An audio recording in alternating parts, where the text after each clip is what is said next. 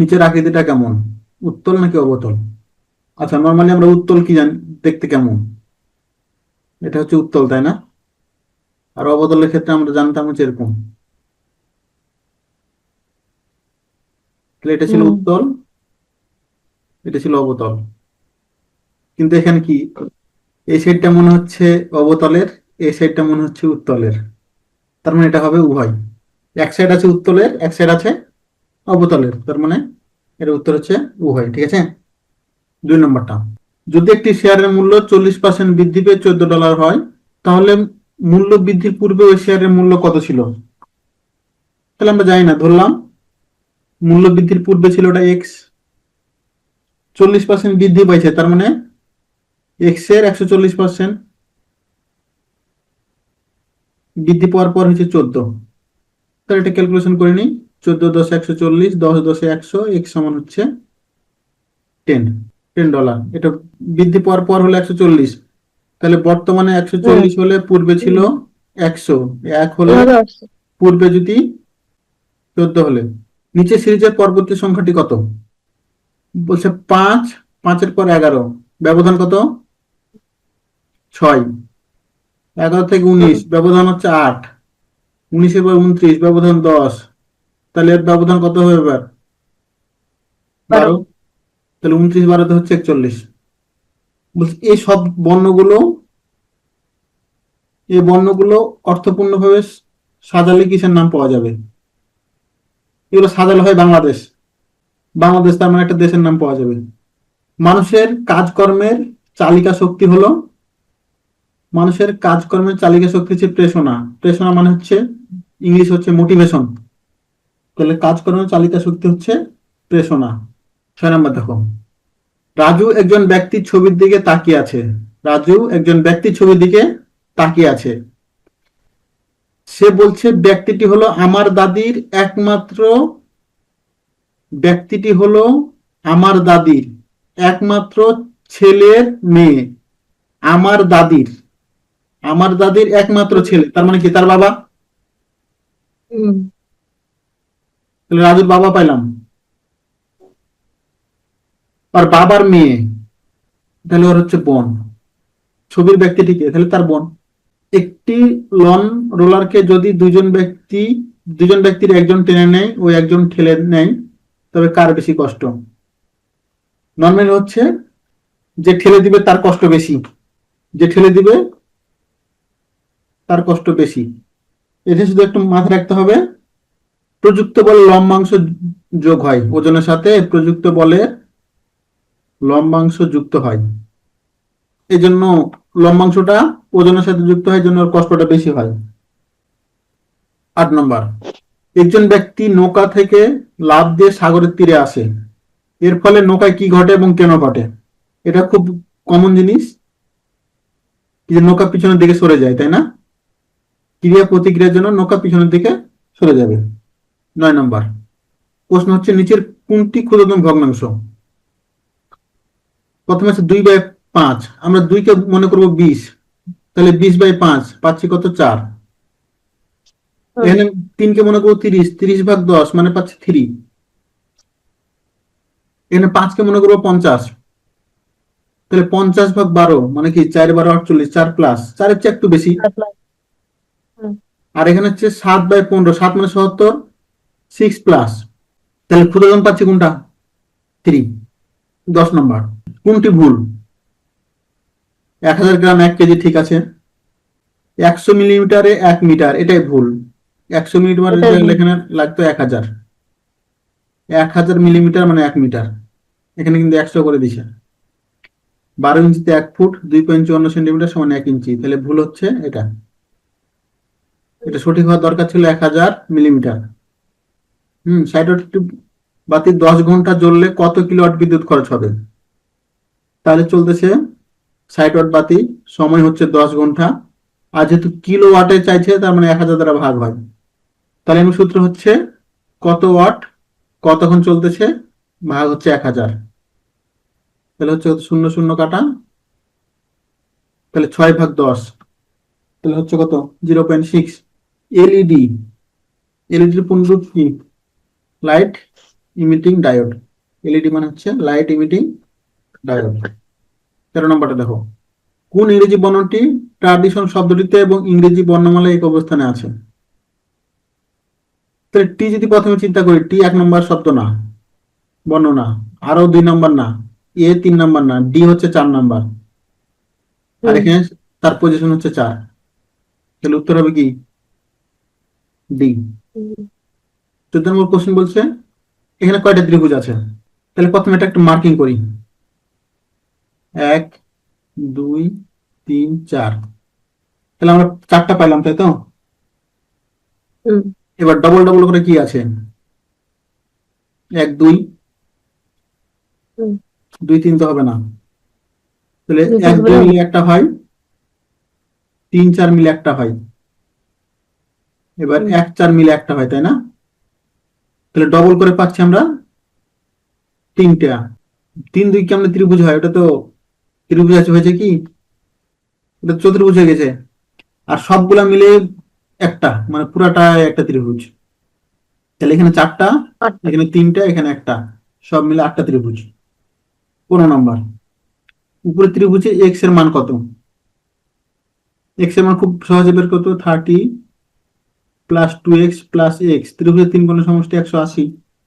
তাহলে এখানে এক্স সমান কত পাচ্ছি আমরা? 180 থেকে 30 বাদ 150/3, তার মানে হচ্ছে 50, তাই না?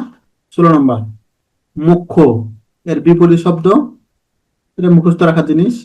মুখ্য মানে হচ্ছে বন্ধন, এর বিপরীত শব্দ হচ্ছে বন্ধন। আর মুখ্যর এমনি শব্দ হচ্ছে মুক্ত, মুখ্য মানে হচ্ছে মুক্ত, আর বিপরীত শব্দ হচ্ছে বন্ধন। একটি ক্লাসে ছাত্রছাত্রী অনুপাত 5:3। যদি এই ক্লাসে মোট ছাত্রছাত্রীর সংখ্যা 72 হয়, তাহলে ছাত্রীর সংখ্যা কত? তাহলে হচ্ছে মোট কত? 72। তাহলে 72-এর ছাত্র অনুপাত ছাত্রী, আমাকে চাইছে ছাত্রীর সংখ্যা, মানে পরেরটা চাইছে, তাহলে পরেরটা হবে 3, নিচে হবে 5, আর 3 যোগ করলে 8, ঠিক আছে না? 72, এখানে দুটার যোগফল, আর উপরে হবে ছাত্রী চাইছে, মানে উপরে 3। তাহলে 8 9 72, 3 9 27, 27 উত্তর। প্রতিবিম্ব 9:15 দেখা গেল প্রকৃত সময় কত? 9:15 মানে কত? 8:45। তাহলে প্রকৃত সময় বের করার হিসাব হচ্ছে 11:60 থেকে বিয়োগ দিব, তাহলে পাচ্ছি আমরা কত? 3:15। তাহলে প্রকৃত সময় হচ্ছে 3:15। 19 নম্বর, একটি টিভির আকৃতি কিভাবে পরিমাপ করা হয়? টিভির আকৃতি এটা পরিমাপ করা হয় ডায়াগোনালি, কর্ণ বরাবর কতটুকু আছে? একটা টিভি আমরা বলি না 54 ইঞ্চি 32 ইঞ্চি, তার মানে কর্ণটা হচ্ছে 32 ইঞ্চি। 20 নম্বরটা দেখো দেখি, এর অবস্থান বি এর উত্তরে। তাহলে আমি নর্মাল চিন্তা করি, এর অবস্থান বি এর উত্তরে, তাহলে বি হচ্ছে এখানে, বি এর উত্তরে দিলাম এ।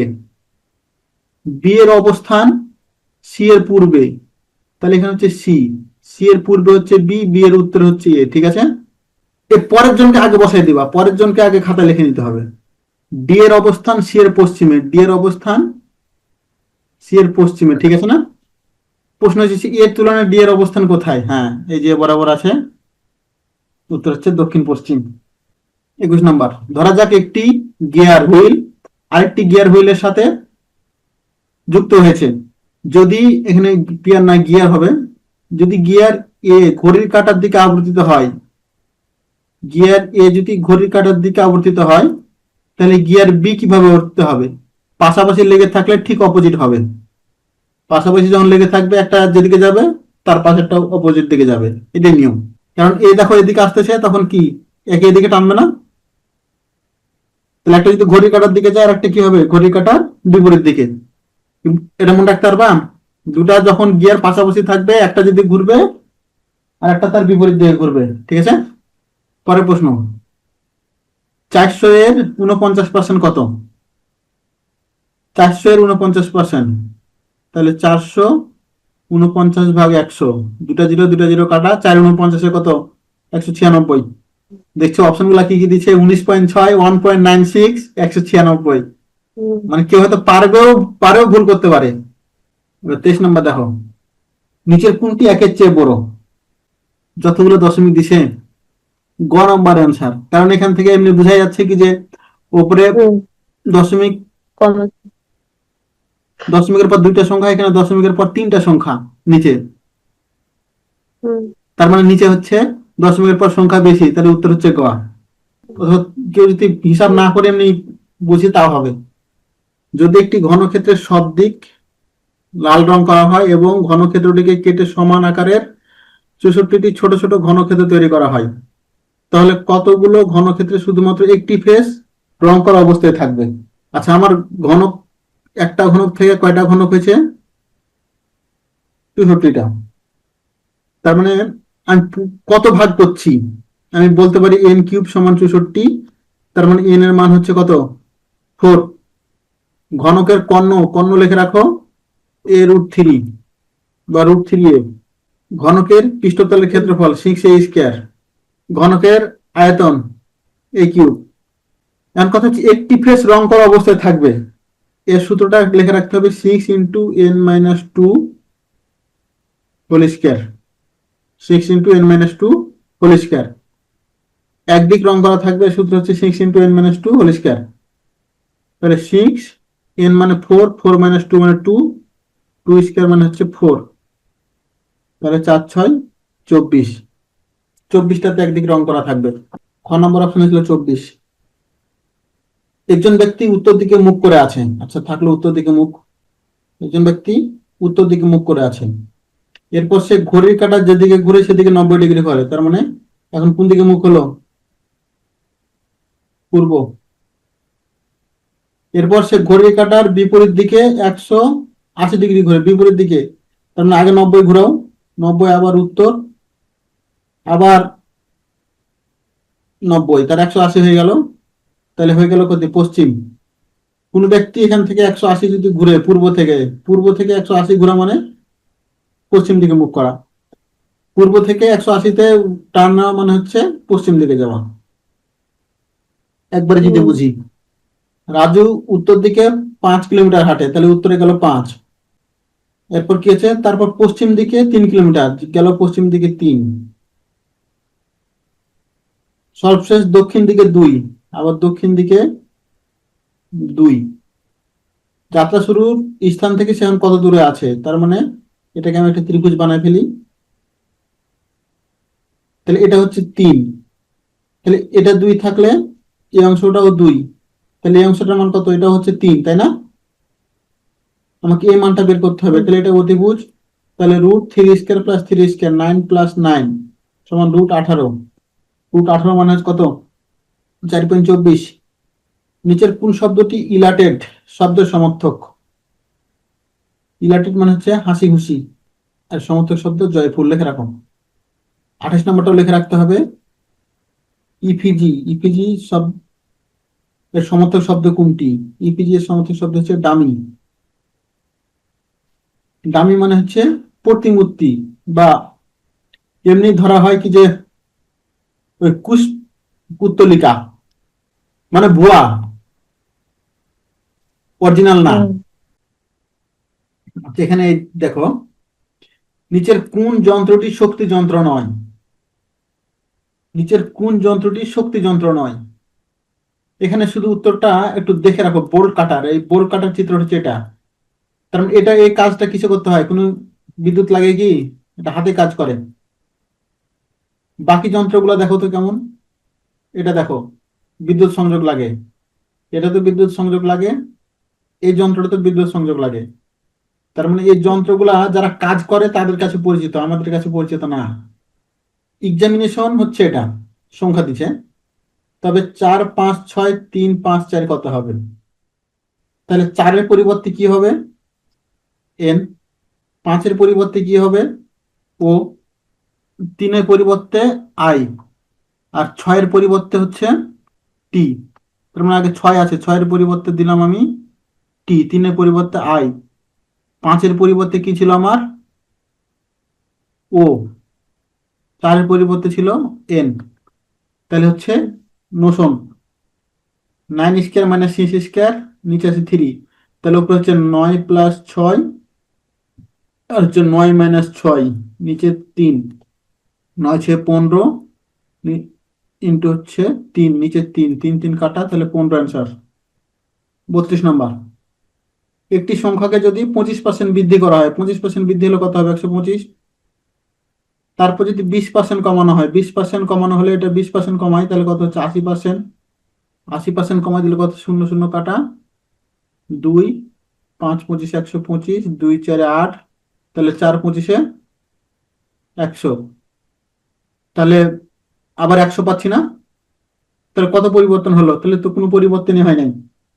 25% বাড়ানোর পর 20% কমাইলাম, আবার 100 পেয়ে গেলাম, তার মানে কোনো পরিবর্তন হয়নি। তাহলে উত্তর হবে কোনোটি নয়। 33 নম্বর, যদি আগামীকালের পরের দিন সোমবার হয়, তাহলে সোমবার এটা হচ্ছে আগামীকাল। হ্যাঁ, আগামীকালের পরের দিন সোমবার, তাহলে এটা হচ্ছে আজ। আজ আগামীকাল, হ্যাঁ। তবে গতকালের তবে গতকালের আগের দিন, এটা হচ্ছে গতকালের আগের দিন, গতকালের আগের দিন। তাহলে এটা সোমবার, এটা হচ্ছে রবিবার, এটা কি শনিবার, এটা শুক্রবার, এটা কি হচ্ছে তাহলে বৃহস্পতিবার। আগামীকালের তাহলে এটা হচ্ছে পরের দিন সোমবার, তাহলে আগামীকাল হচ্ছে রবিবার। ঘড়িতে যখন ভোর 4টা 30 মিনিট, তখন ঘন্টার কাঁটা মিনিটের কাঁটার মধ্যবর্তী কোণ কত? আমরা সূত্র জানি কি?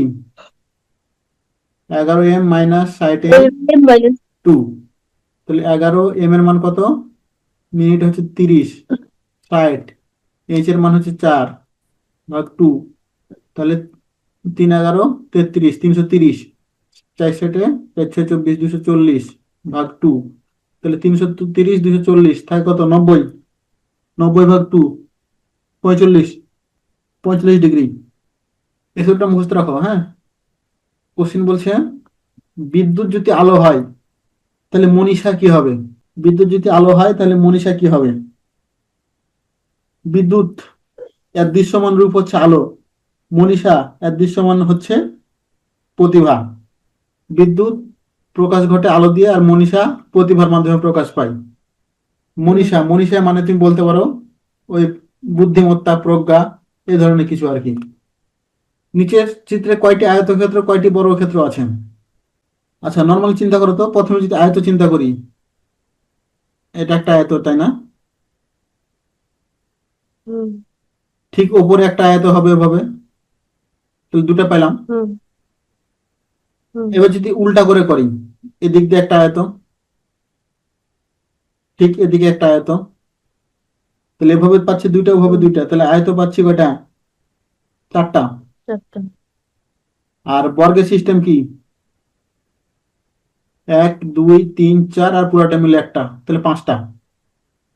হুম তাহলে আয়ত 4টা, বর্গ 5টা। 37 নম্বর, কন্ট্রোভার্সি অলওয়েজ ইনভলভ। কন্ট্রোভার্সি মানে হচ্ছে মতের মিল না থাকা। কন্ট্রোভার্সি তাহলে কখন হয়? যখন ডিসএগ্রিমেন্ট হয়। Disagreement. Controversy always involve disagreement, মতবিরোধ। 38 নম্বর, কোন যান্ত্রিক গিয়ারের চাকা ছোট হলে বড়টির তুলনায় সেটি কিভাবে ঘুরবে? তাহলে ছোটটা বেশি ঘুরবে, এটা হচ্ছে জোরে ঘুরবে। হুম ছোটটা অলওয়েজ বড়টার চেয়ে জোরে ঘুরবে। নিচের কোন বাক্যটিতে লাইট শব্দটি অন্যগুলোর তুলনায় ভিন্ন অর্থ? The bag is very light, Bangla কি হবে বলো তো? ব্যাগটা হালকা, তাহলে এখানে লাইট বলতে হালকা বুঝেছি, ওজনে কম। দ্য লাইট ওয়াজ টু ডিম টু রিড, মানে আলোর পরিমাণ কম আলো। ছিল। হুম সি ওর এ লাইট জ্যাকেট, এটা হচ্ছে হালকা পোশাক, ওজনে হালকা, তাই না? ওটা হালকা। Hmm he walked with a light step, মানে ছোট ছোট পদক্ষেপ, এটাও ছোট, দৈর্ঘ্যে ছোট, হুম এগুলো ওজনে ছোট। আর এখানে আমরা ঠিক লাইট কি বুঝাচ্ছি?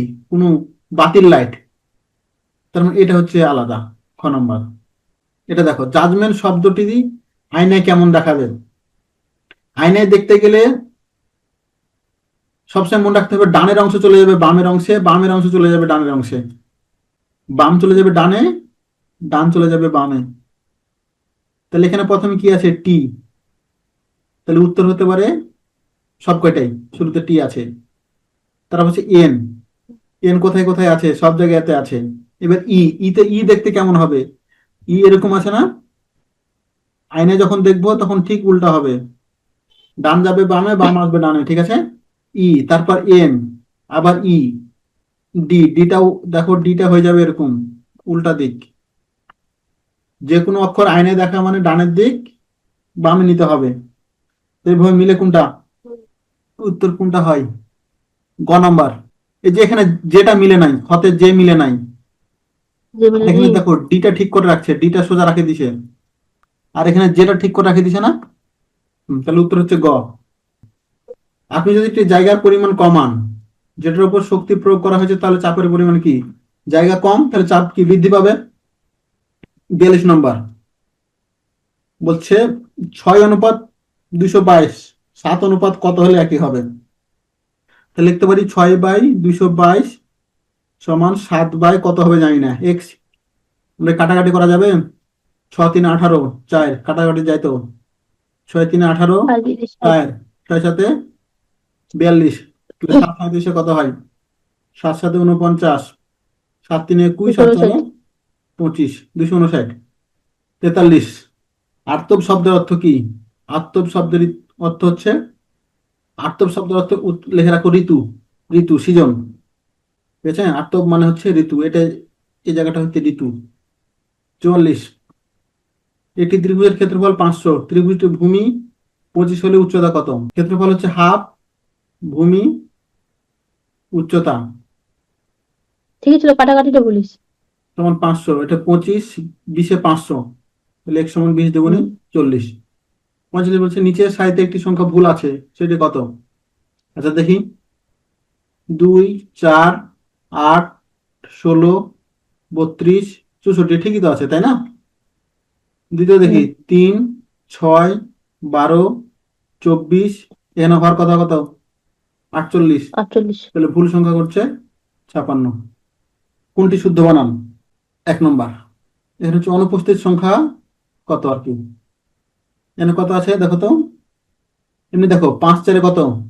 20, এমনি 10×4 40, 15×4 60। এখানে ওই লজিকে হওয়ার কথা কত? 20×4 80। 80। 48 নম্বর দেখো, একটি ক্লাসে সাথীর অবস্থান উপর থেকে নবম, তাহলে উপর দিক থেকে নবম, এখানে হচ্ছে সাথী, তাহলে তার উপরে কয়জন আছে? 8 জন। 8 জন। নিচের দিক থেকে 38তম, এটা হচ্ছে 30, উপর নিচ দিক থেকে হচ্ছে 38তম, তার নিচে কয়জন আছে তার? 37। 37, তাহলে এখানে 37, সাথী একজন, 38, আর এখানে 8 জন, 46, 46। তাহলে মোট হচ্ছে 46।